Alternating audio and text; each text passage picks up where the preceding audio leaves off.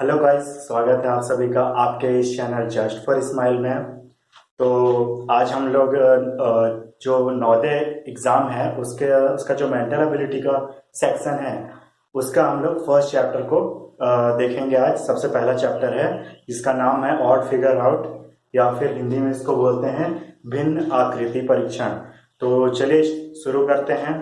तो सबसे पहले पहला चैप्टर आज हम लोग देखेंगे, ठीक है।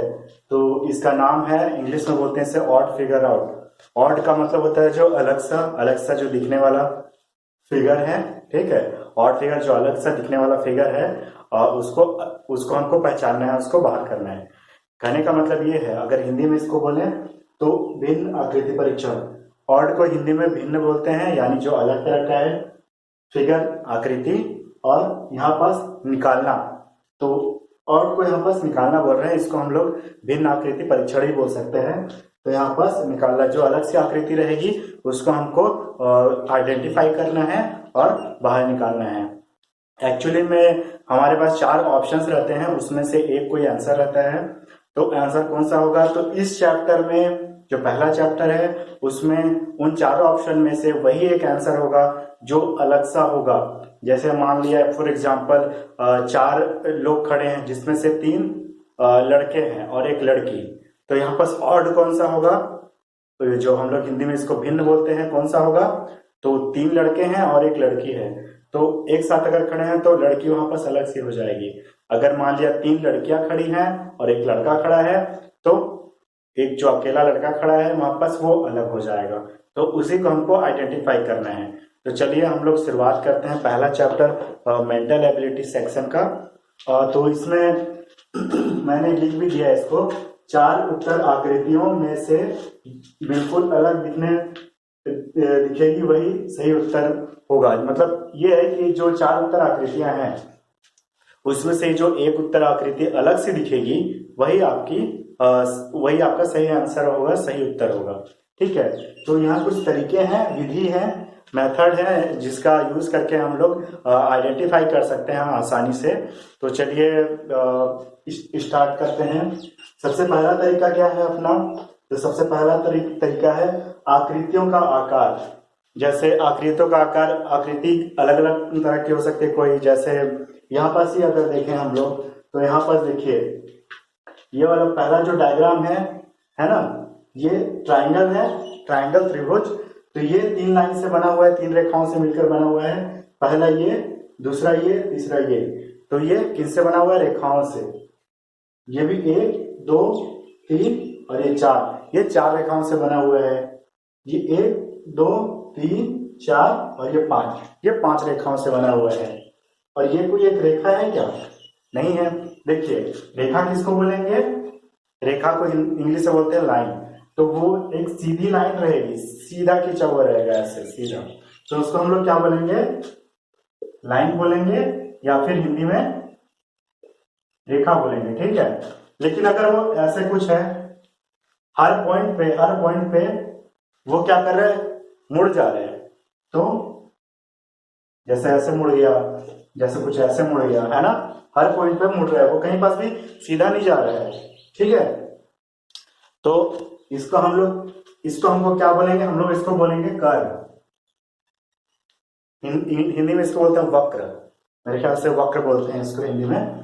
तो चलिए इतना तो समझ में आ गया होगा। तो यहाँ पास क्या है? आकृतियों का आकार। ये आकृति किससे बनी है? रेखाओं से मिलकर बनी है। ये भी आकृति रेखाओं से मिलकर बनी है। ये भी आकृति रेखाओं से मिलकर बनी है। ये आकृति रेखाओं से मिलकर नहीं बनी है ना। एक तरीका तो हो गया। तो ये वाला जो है अपना, ये सही आंसर हो जाएगा। ये अलग, यही हो जाएगा ऑड फिगर, यानी भिन्न आकृति ये हो गई यहाँ पे, ठीक है। एक तरीका तो मैं बोल दिया कि रेखा करके, ठीक है। दूसरा इसको हम लोग जैसे कोई भी एक बंद डायग्राम रहता है, क्लोज डायग्राम। जैसे यहाँ एक ट्राइंगल है ना, ये क्या है? बंद डायग्राम। ये क्या है? Open diagram. अगर इसके अंदर मैं घुस जाऊं, इसके अंदर मेरे को डाल दें, तो मैं क्या बाहर निकल पाऊंगा?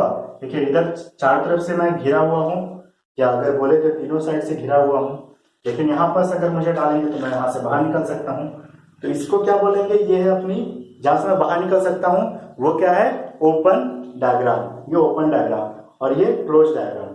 तो जो क्लोज डायग्राम है ना, इसमें जो ये लाइंस खींचे होते हैं सीधी रेखा, जो सीधी रेखाएं होती हैं उनको हम लोग बोलते हैं इंग्लिश में साइड और हिंदी में क्या बोलते हैं, भुजा।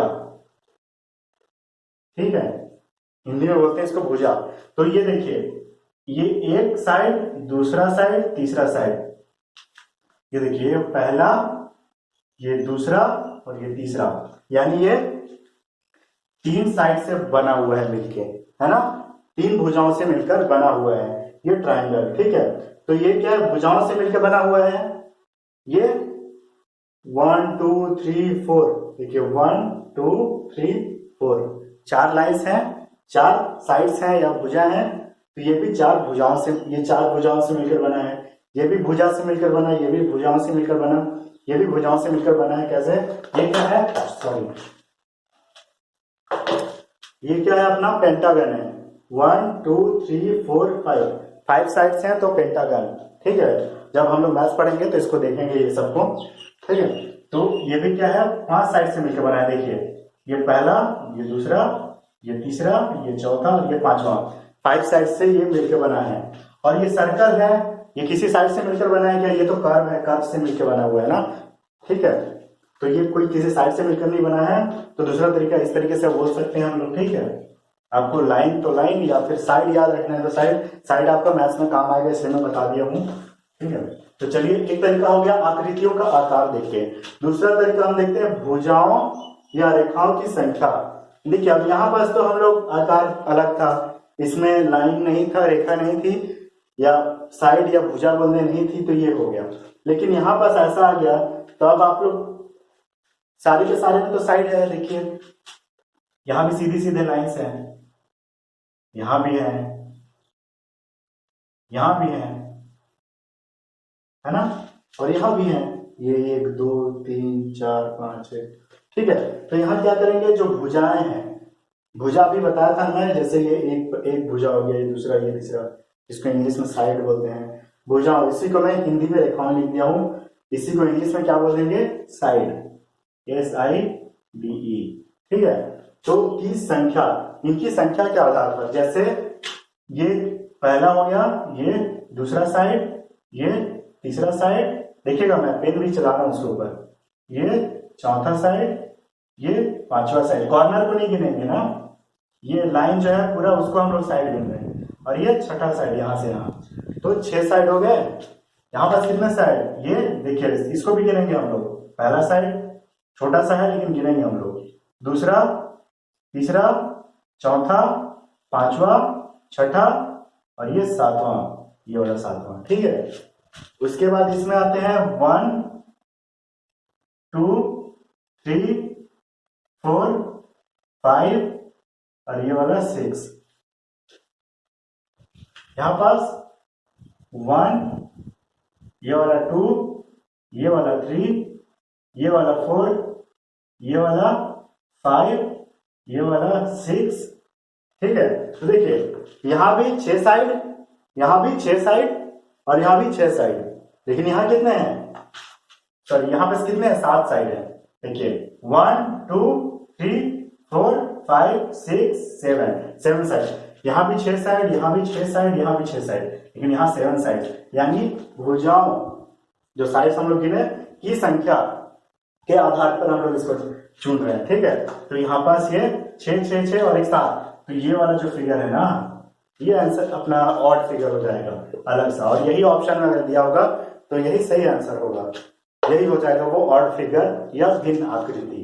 ठीक है, तो हम लोग देख लिए भुजाओं की संख्या के आधार पर, ये दो तो समझ में आ गया होगा मेरे ख्याल से आप लोगों को। ठीक है, यहाँ तक ज्यादा दिक्कत होगा नहीं, इसको मैं मिटा रहा हूँ थोड़ा सा।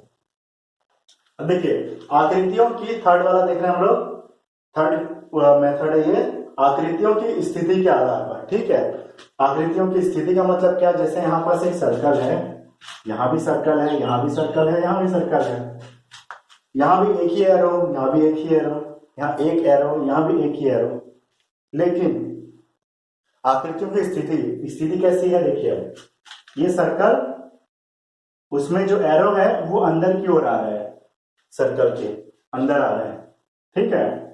और यहाँ भी सर्कल के अंदर आ रहा है एरो, यहाँ भी देखिए सर्कल के अंदर आ रहा है वो, यानी सर्कल को अंदर अंदर घुसेगा, है ना। जैसे हम किसी को तीर मारते हैं तो वो क्या है, जाके लगता है ना, तो वही लगने वाला केस हो रहा है यहाँ पे, ठीक है।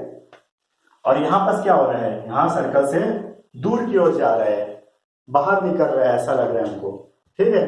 तो ये हो जाएगा, कौन सा आंसर हो जाएगा, यहाँ भी अंदर आ रहा है तीर, तीर अंदर आ रहा है, यहाँ भी तीर अंदर आ रहा है सर्कल में, यहाँ पे सर्कल में तीर बाहर जा रहे हैं, ठीक है। तो ये वाला अपना ऑड फिगर हो जाएगा। ये हो गया आकृतियों की स्थिति के आधार पर, ठीक है। तो ऐसा भी कुछ आ सकता है, ये तरीके हैं, है ना। तो ये अगर आप लोग थोड़ा सा दिमाग में रखेंगे तो क्वेश्चन बनाने में आसानी होगा। आकृतियों में संबंध के आधार पर, अब आकृतियों में संबंध का मतलब क्या करना है, तो चलिए देखते हैं इसको भी। आकृतियों में संबंध कैसा भी संबंध हो सकता है, यहाँ जो एग्जाम्पल में संबंध है उसके हिसाब से मैं बता रहा हूं आपको। देखिए यहाँ पर क्या है, ये क्वाड्रिलेटरल है, चतुर्भुज हिंदी में बोलते हैं इसको।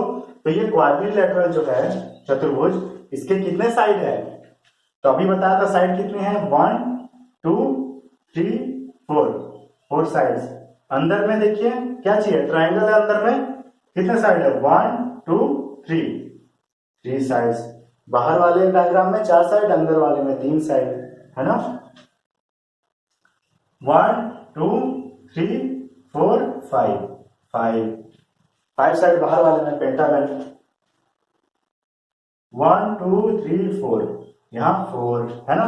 देखिए 4 3 5 4, कुछ दिख रहा है आपको, 4 से बाहर वाले में 4 साइड और अंदर वाले में 3 साइड, यानी एक काम।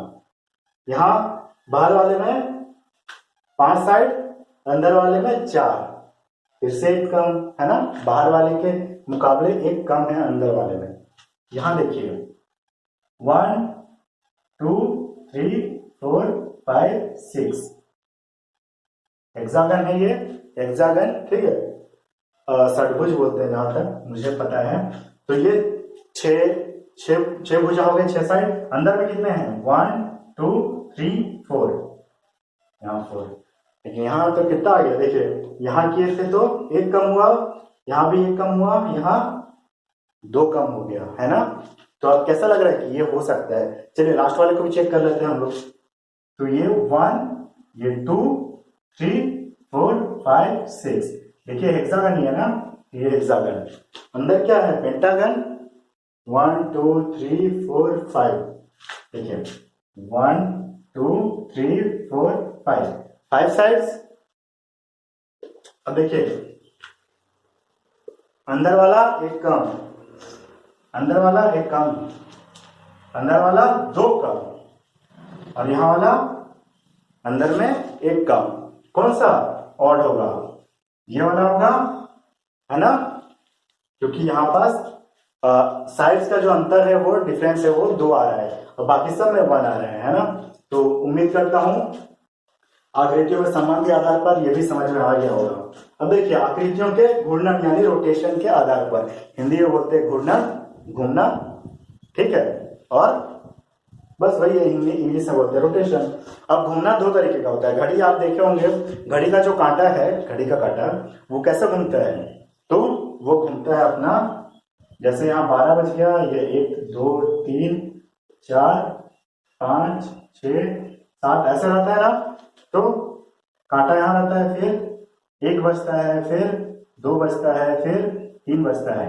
तो जो घड़ी का डायरेक्शन होता है उसको हम लोग क्या बोलते हैं, देखिए ये कैसे घूम रहा है, ऐसे घूम रहे हैं हम लोग, है ना, ऐसे जाते जा रहे हैं। तो जो घड़ी के डायरेक्शन में घूमता है उसको क्या बोलते हैं हम लोग, क्लॉक वाइज। हिंदी में, इंग्लिश में क्या बोलते हैं घड़ी को, क्लॉक। तो क्लॉक वाइज, CLOCKWISE, ठीक है। तो क्लॉकवाइज हम लोग बोलते हैं इंग्लिश में, और जो घड़ी के डायरेक्शन में अपना रोटेशन होता है उसको। तो घड़ी के डायरेक्शन में तो हो गया, लेकिन अगर घड़ी के ऑपोजिट डायरेक्शन में बोले तो कुछ नहीं करना है, उसको क्या बोलेंगे, क्लॉक है ना, उसके सामने लगा दीजिए एंटी लगा दिए, एंटी, फिर यहां पर क्लॉकवाइज, ठीक है। तो क्लॉकवाइज क्या हो गया, घड़ी के डायरेक्शन में, और घड़ी के ऑपोजिट डायरेक्शन में एंटी क्लॉकवाइज। बस इतना ही है ना। तो अब चलिए नाम मिटा दे रहा हूं मैं।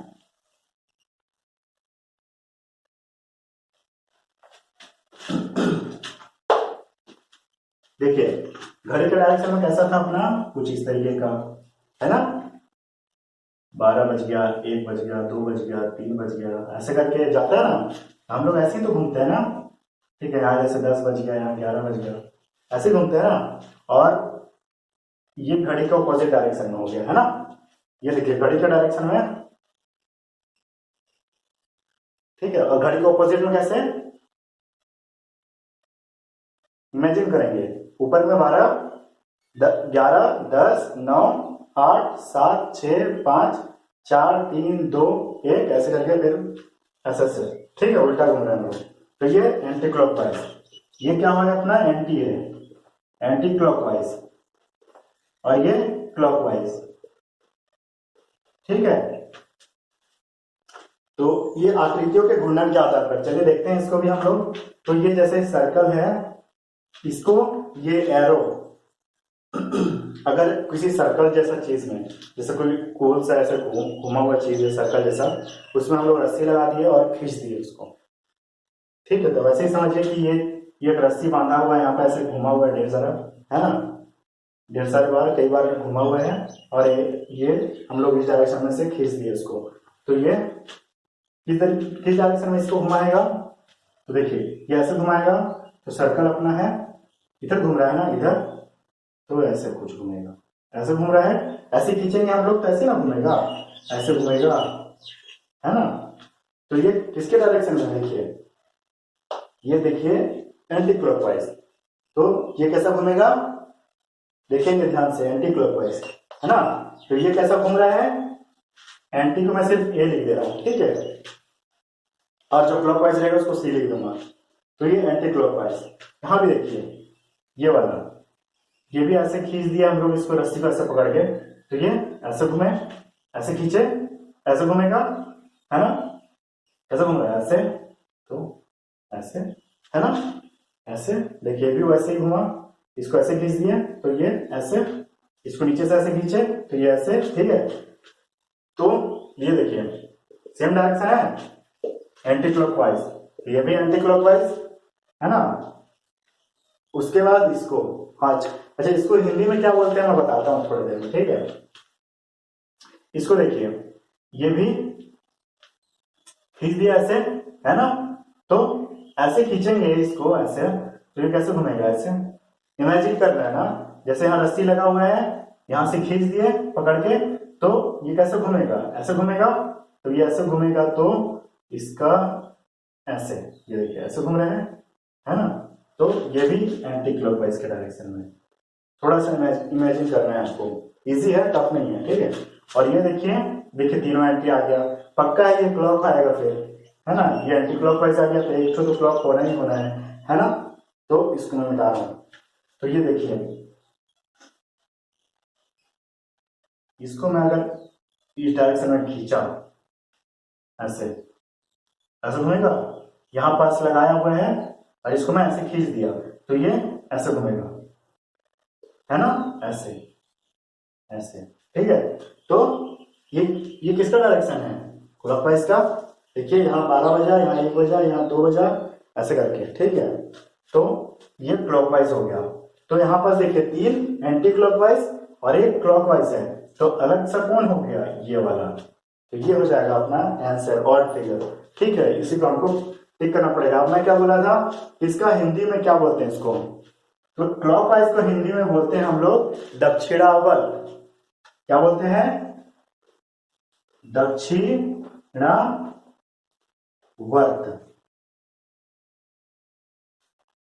दक्षिणावर्त, ठीक है। और इसको एंटी क्लॉकवाइज को क्या बोलते हैं, तो एंटी क्लॉकवाइज को बोलते हैं वामावर्त, वामावर्त, ठीक है, वामावर्त। ये तो इसका आप लोग नोट कर लेंगे, ठीक है।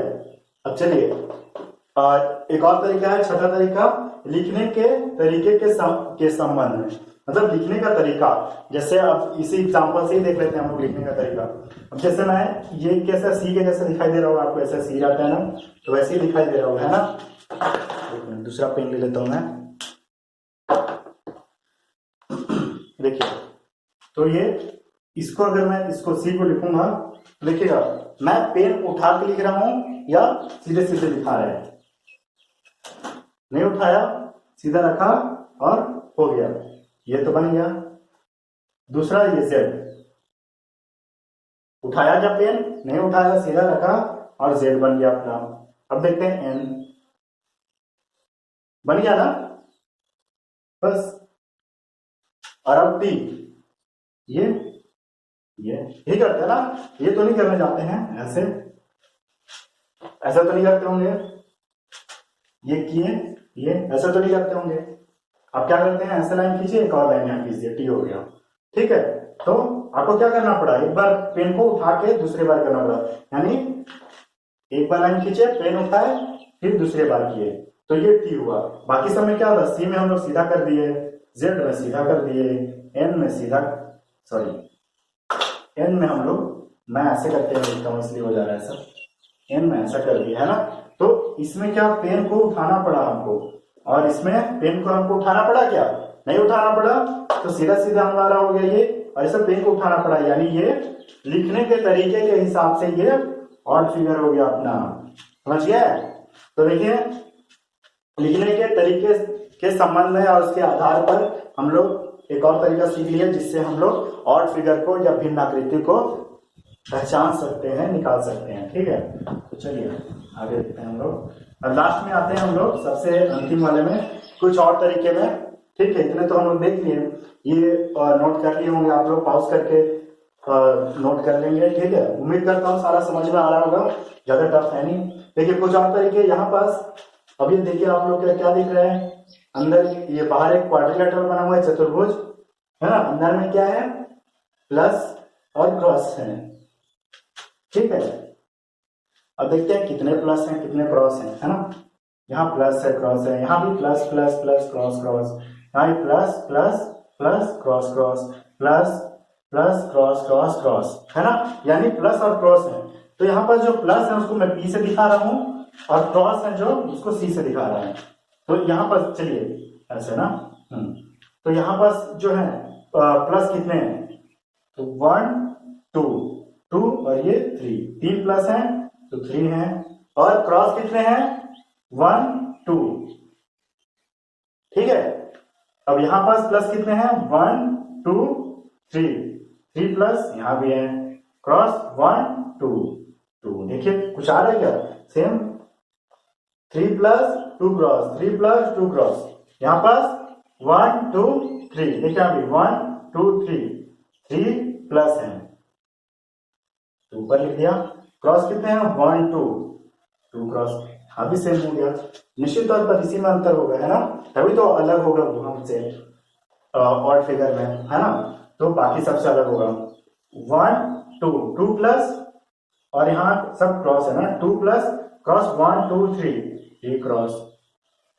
तो देखिए यहाँ प्लस तीनों में 3 3 है, और क्रॉस तीनों में 2 2 है, लेकिन चौथे वाले में प्लस 1 ज्यादा हो गया, क्रॉस 1 प्लस 1 कम हो गया, और क्रॉस 1 ज्यादा हो गया, यानी अपना ऑड फिगर कौन सा हो जाएगा, ये।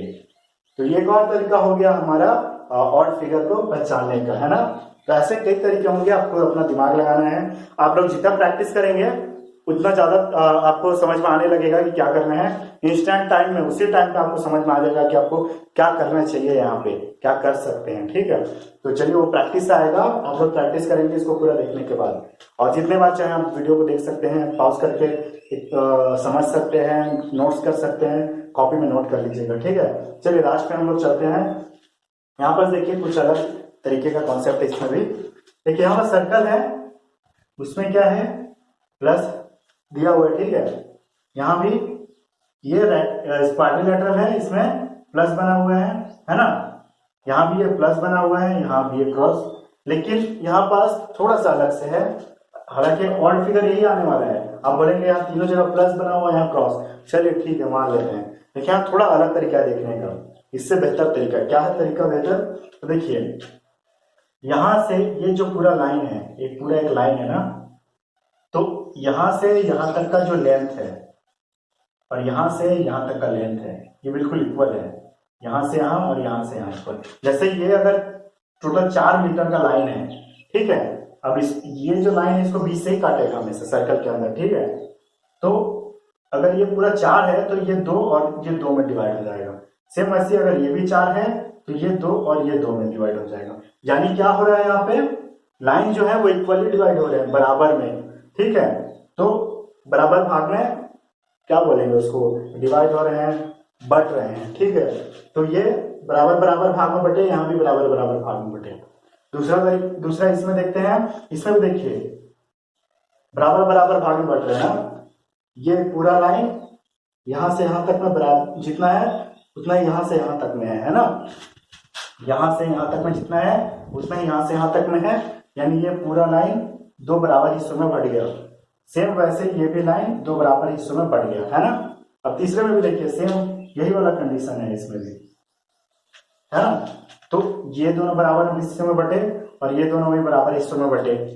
लेकिन अब लास्ट वाले में अगर आप आएंगे तो देखेंगे कि यहां से एक लाइन खींचा हुआ और एक लाइन यहां से, ठीक है। तो अब यहां से यहां तक का लाइन देखिए, ये और ये, तो ये वाला को अगर मैं नीचे बनाऊं तो कुछ इतना लंबा कुछ बन रहा है ना, है ना, इतना लंबा कुछ बन रहा है यहाँ पास वाला, है ना। ये वाला यहां से लेके यहां तक का बनाया, ध्यान देना, यहां से यहां तक का।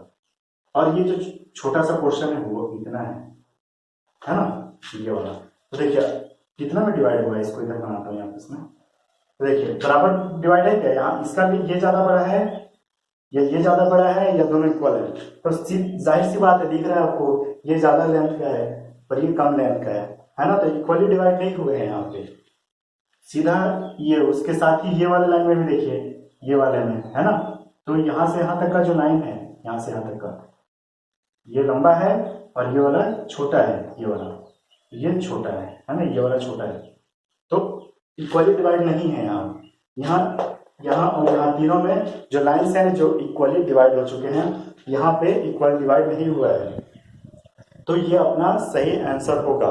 तो इस तरीके से है। थोड़ा सा आप लोग को शायद अभी थोड़ा अजीब सा लगे कि क्या करना है, कुछ समझ नहीं आ रहा, थोड़ा दिमाग लगाना है, लेकिन वो चीज़ प्रैक्टिस के साथ आपका बिल्कुल सही हो जाएगा। कोई दिक्कत नहीं होगा, ज़्यादा टेंशन नहीं लेना है इसमें, ठीक है। तो उम्मीद करता हूँ ये लेक्चर आपको समझ में आया होगा, और अगर समझ में नहीं आया है तो रिपीट करके देखें इसको, ठीक है। वीडियो को फिर भी समझ में आया तो आप मेरे पास कॉल या मैसेज कर सकते हैं, नंबर दिया हुआ है आपको। तो चलिए आप अपना ख्याल रखिएगा, मिलते हैं नेक्स्ट वीडियो में। तो जब तब तक के लिए अपना ख्याल रखिएगा। नेक्स्ट वीडियो में हो सकता है हम लोग क्वेश्चंस करें इसका, ठीक है। चलिए, जय हिंद।